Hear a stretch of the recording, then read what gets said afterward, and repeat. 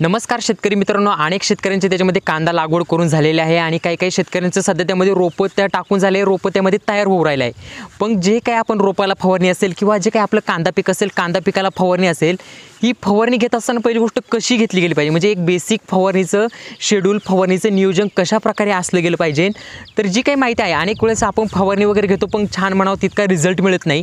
Then त्याच्यामुळे कांद्याला फवारणी घेताना आपण कोणकोणत्या गोष्टी लक्षात ठेवल्या गेल्या पाहिजे, बुरशीनाशक केव्हा वापरायचं, टॉनिकचा वापर कधी करायचा, स्टिकर कधी वापरायचं, कीटकनाशक कधी वापरायचं, तर जे काही छोट्या गोष्टी आहेत ह्या आजच्या व्हिडिओमध्ये जाणून घेणार आहोत। त्याच्यामुळे व्हिडिओला नक्की शेवटपर्यंत पहा आणि जर चॅनलला सबस्क्राइब केलं नसेल तर चॅनल नक्की सबस्क्राइब करा। आणि हो, व्हिडिओला सुरुवात करण्याआधी या वर्षी तुम्ही कांद्याचा कोणता वाण केला आहे नक्की कमेंट करा, जेणेकरून मलाही समजेल तुम्ही कोणता वाण तुम्हाला सर्वात जास्त पसंती आहे आणि बाकीच्या शेतकऱ्यांना पण माहीत होईल बाबा ह्या शेतकऱ्यांचा जास्त हा वाण केला आहे। त्यामुळे नक्की कमेंट करा कोणता वाण त्यामध्ये केला आहे। आता पहिली गोष्ट, रोपासाठी फवारणी नियोजन कसं असावं याच्यावरती मी ऑलरेडी एक व्हिडिओ पण बनवली आहे। जर तुम्हाला रोपासाठी फवारणी नियोजन माहीत नसेल तर ती व्हिडिओ पण पहा, चॅनलवरती उपलब्ध आहे। प्लस कांद्यासाठी पण फवारणी नियोजन कसं असलं गेलं पाहिजे याच्यावरती पण मी मागच्या वर्षी एक व्हिडिओ बनवलेली आहे, ती सुद्धा चॅनलवरती उपलब्ध आहे, ती पण पहा, त्याच्यामध्ये सुद्धा भरपूर माहिती दिली आहे। आणि आज पुन्हा एकदा या व्हिडिओमध्ये पण तुम्हाला माहिती देणार आहे। स्पेशली ही जी काही माहिती असणार आहे पावसाळी कांद्यासाठीचं फवारणी नियोजन कशा प्रकारे असलं गेलं पाहिजे, तर त्याच्याबद्दलची माहिती शेतकरी मित्रांनो आजच्या या व्हिडिओमध्ये असणार आहे। आता पहिली गोष्ट, पावसाळी कांद्याचं फवारणी नियोजन करत असताना म्हणजे एक लक्षात ठेवायचं आहे, पहिली फवारणी पहिली गोष्ट कधी घ्यायची, ज्यावेळेस तुम्ही कांद्याची लागवड करत असता, कांद्याची लागवड करून झाल्यानंतर 8 ते 10 दिवसांच्या दरम्यानमध्ये पहिली फवारणी आपली त्यामध्ये घेऊन झाली गेली पाहिजे। तर पहिली गोष्ट, ही पहिली फवारणी इतक्या लवकर तुम्ही म्हणाल कशासाठी, तर ज्यावेळेस आपण पावसाळ्यामध्ये कांदा लावलेला असतो, पाऊस वगैरे चालू असतो किंवा जमिनीमध्ये ओलावा असल्यामुळे बुरशी वगैरे लवकर वाढते आणि जर आपण पहिली फवारणी लवकर घेतली नाही, जर त्या फवारणीला उशीर झाला तर जे काय आहे बुरशीचा अटॅक जास्त होऊन कांद्याचं रोपं लावलेलं त्यामध्ये मरून जाऊ शकतं। त्याच्यामुळे पहिली फवारणी आहे साधारणपणे 8 ते 10 दिवसांच्या दरम्यानमध्ये पहिली फवारणी घेऊन झाली पाहिजे। तर एक दुसरी गोष्ट म्हणजे फवारणी घेण्याआधी एक लक्षात ठेवायचं, ज्यावेळेस तुम्हाला फवारणी घ्यायची असते त्यावेळेस कधी पण तुम्ही कोणते पीक असू द्या, स्पेशल मी सांगतोय कांद्याला आधी त्यामध्ये तुम्ही पाणी दिल्यानंतर साधारणपणे 2 दिवसानंतर फवारणी घ्यायची आहे, जेणेकरून तुम्हाला छान रिझल्ट मिळतो। पहिली गोष्ट असं कशासाठी, ज्यावेळेस आपण कोणत्याही पिकाला पाणी देत असतो त्यावेळेस ते पीक ॲक्टिव्ह होतं आणि अशा वेळेस जर आपण फवारणी घेतली तर जे काही औषध आहे ते औषध पिकाला त्यामध्ये चांगल्या प्रकारे लागू पडतात आणि त्या औषधांचा रिझल्टसुद्धा चांगला येतो आणि आपलं पीकसुद्धा चांगलं होत असतं। त्याच्यामुळे कधी पण कोणत्या अगदी रोपाला असेल किंवा कांदा पिकाला असेल फवारणी घेताना लक्षात ठेवायचं आहे, पाणी द्यायचं आणि त्याच्याच नंतर मग फवारणी घ्यायची आहे।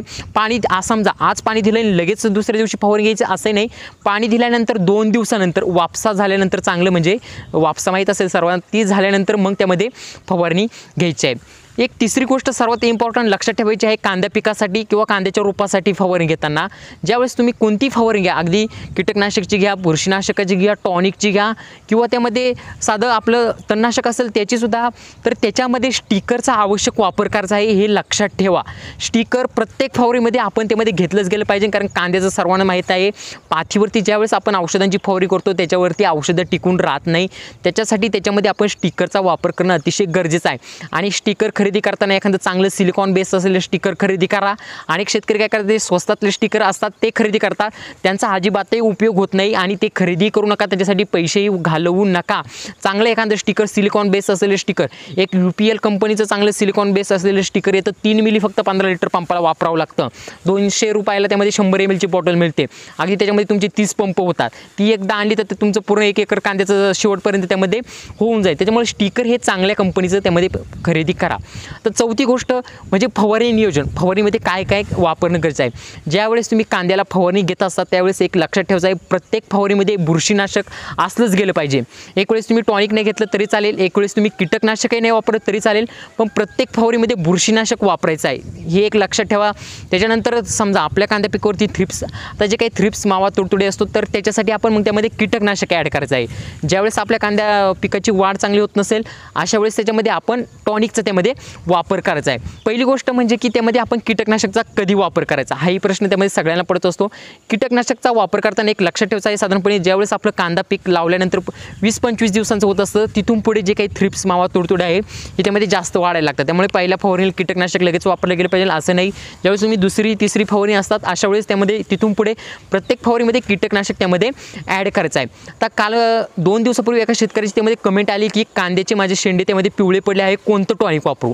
तर एक लक्षात घ्या, ज्यावेळेस कांद्याचे शेंडे पिवळे पडत असतात त्यावेळेस आपल्याला टॉनिक वापरून उपयोग होत नाही, त्यावेळेस आपण बुरशीनाशकाचा वापर करणं गरजेचं असतं. कारण ज्यावेळेस आपले कांद्याचे शेंडे पिवळे पडलेले असतात म्हणजे आपल्या कांद्यावरती बुरशीचा त्यामध्ये अटॅक झालेला असतो. एक लक्षण सांगतो बुरशीचा अटॅक, ज्यावेळेस कांद्याचे शेंडे तुमचे पिवळे पडलेले दिसतील, कांद्याची पात त्यामध्ये वाकडी तिकडी झालेली दिसेल, कांद्याच्या पातीवरती तुम्हाला स्पॉट वगैरे ठिपके ठिपके पडलेले दिसेल, कांद्याची खालच्या मुळ्या सडलेल्या दिसेल, तर अशा वेळेस समजून घ्यायचं की आपल्या पिकावरती बुरशीचा अटॅक झाला आहे, आपल्या पिकाची वाढ होत नाही तर बुरशीचा अटॅक झाला आहे. मग अशा वेळेस आपण बुरशीनाशकाची फवारणी घेणं गरजेचं आहे. एक वेळेस कांद्या पिकाला टॉनिक नाही वापरले तरी पण चालतं, पण बुरशीनाशक अतिशय गरजेचं आहे आणि वेळेवरती वापरणं अतिशय त्याच्यापेक्षाही अत्यंत गरजेचं आहे. तर बुरशीनाशकाचा वापर करत असताना एक गोष्ट लक्षात ठेवायची आहे, जे कॉन्टॅक्ट प्लस सिस्टमॅटिक बुरशीनाशक येतात शक्यतो त्यामध्ये त्यांचा वापर करणं गरजेचं आहे. ते बुरशीनाशक छान रिझल्ट देतात आणि पावसाळी कांद्यासाठी तर तेच बुरशीनाशक वापरा. पॅकेटवरती लिहिलेलं असतं सिस्टमॅटिक प्लस कॉन्टॅक्ट बुरशीनाशक, त्याच्यामुळे त्याच बुरशीनाशकांचा त्यामुळे आवश्यक त्यामध्ये वापर करा. जी शेतकरी मित्रांनो, जी पुढची एक गोष्ट येते की ती म्हणजे टॉनिक वापरायचं केव्हा. ज्यावेळेस तुमच्या कांदा पिकाची समजा तुम्हाला वाटतंय त्यामध्ये चांगली वाढ होत नाही आहे, आपलं कांदा पीक म्हणावं तितकं त्यामध्ये हिरवेपणा नाही, तर अशा वेळेस त्यामध्ये टॉनिकचा त्यामध्ये तुम्ही वापर करू शकता. टॉनिकचा वापर करत असताना ॲमिनो ॲसिड असलेले टॉनिक वापरा, मायक्रोन्यूट्रंट असलेले टॉनिक वापरा, सीव्हीड एक्स्ट्रॅक्ट असलेले टॉनिक वापरा, कोणतेही टॉनिक वापरा, त्यामध्ये काही फरक नाही. पण अशा वेळेस त्यामध्ये आपण हे टॉनिक वगैरे त्यामध्ये वापरले गेले पाहिजे. आता एक अजून एक लक्षात ठेवा, ज्यावेळेस तुम्ही फवारणीला जे काही बुरशीनाशक वगैरे वापरत असता, जे औषधं वापरत असता, एक कधी पण क्रम लक्षात ठेवायचा. म्हणजे प्रत्येक पिकासाठी जी काही पहिली फवारणी असते तिलाच अगदी भारीतलं बुरशीनाशक वापरायचं कधीही नाही, ही चूक त्यामध्ये करायची नाही. जी समजा तुम्ही पहिली फवारणी घेतात त्यावेळेस स्वस्तातले बुरशीनाशकं, स्वस्तातलं त्यामध्ये टॉनिक आणि स्वस्तातलं कीटकनाशक वापरायचं. तर हे कशासाठी एक लक्षात ठेवा, जर पिकाला आपण सुरुवातीपासूनच जर चांगले जर स्ट्रॉंग औषधं दिले तर ज्यावेळेस तुम्ही हलक्यातले औषधं वापरतात त्यावेळेस ते पिकाला ते पीक त्या औषधांना प्रतिसाद देत नाही आणि त्याचा त्यामध्ये रिझल्ट येत नाही. त्याच्यामुळे तुम्हाला पहिली फवारणी घ्यायची आहे ना, त्याच्यामध्ये सापची घ्या, तर किंवा M45 घ्या, त्याच्यानंतर अँट्रोकॉल घ्या, त्याच्यानंतर हळूहळू भारी त्यामध्ये तुम्ही रेडोमिल गोल्ड वापरा, त्याच्यानंतर फॉलिक्युलर वापरा, त्याच्यानंतर कॅब्रेटॉप वापरा, त्याच्यानंतर नेटिव्हो वापरा, त्याच्यानंतर अजून जे काही पुढचे असे भारी भारी असं म्हणजे अशा प्रकारे त्यामध्ये फवारणी घेत चला, जेणेकरून रिझल्टही चांगला मिळतो. जर तुम्ही सुरुवातीला जर कॅब्रेटॉप वापरलं आणि दुसऱ्या फवारणी त्यामध्ये M45 वापरलं तर M45चा त्यामध्ये रिझल्ट येत नाही. त्यामुळे ही एक गोष्ट आहे सोपी आणि साधी, ही त्यामध्ये लक्षात ठेवा.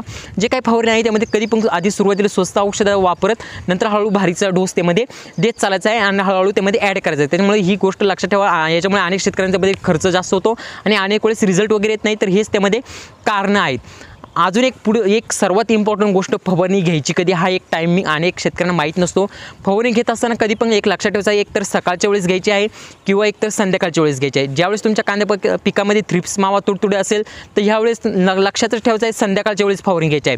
कारण जे काही थ्रिप्स मावा तुडतुडे असतं हे त्या पाथीच्या आतमध्ये असतात, अनेक वेळेस ते ऊन असल्यामुळे बाहेर येत नाही आणि त्यामुळे ते मरायला म्हणजे त्यांच्यावरती नियंत्रण मिळवायला खूप अवघड जातं. त्याच्यामुळे ही एक गोष्ट लक्षात ठेवा, ज्यावेळेस तुम्ही काही फवारणी घेत असाल ही सकाळी किंवा संध्याकाळची वेळेस घ्यायची आहे. अशा प्रकारे शेतकरी मित्र ह्या काही छोट्या छोट्या गोष्टी आहेत, ह्या लक्षात जर ठेवल्या ना, तुमचा जो काही कांदा पिकावरचा आहे हा खर्चही कमी होईल आणि तुमच्या कांदा पिकामध्ये 101% त्यामध्ये फिक्स रिझल्टही मिळतील. फक्त त्यामध्ये काय कधी वापरायचं त्यामध्ये आपल्याला समजलं गेलं पाहिजे, विनाकारण खर्चही करायचं नाही.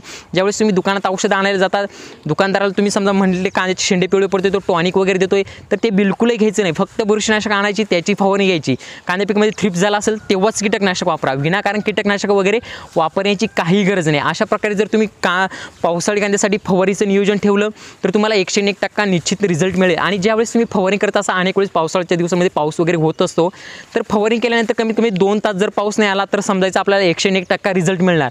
जर फवारणी केल्यानंतर 2 तासाच्या आत पाऊस आला तर आपल्याला त्यामध्ये 30 ते 40% रिझल्ट मिळेल. हेही त्यामध्ये समजून घ्यायचं, कारण पाऊस जर आल्यावरती औषधं त्यामध्ये वाहून जातं आणि रिझल्ट म्हणावं तसा मिळत नाही. आणि माहिती आवडल्यास, व्हिडिओ आवडल्यास की व्हिडिओला लाईक करा. वाण कोणता केला आहे कांद्याचा यावर्षी नक्की कमेंट करा आणि चॅनेलला सबस्क्राईब करायला बिलकुलही विसरू नका. धन्यवाद.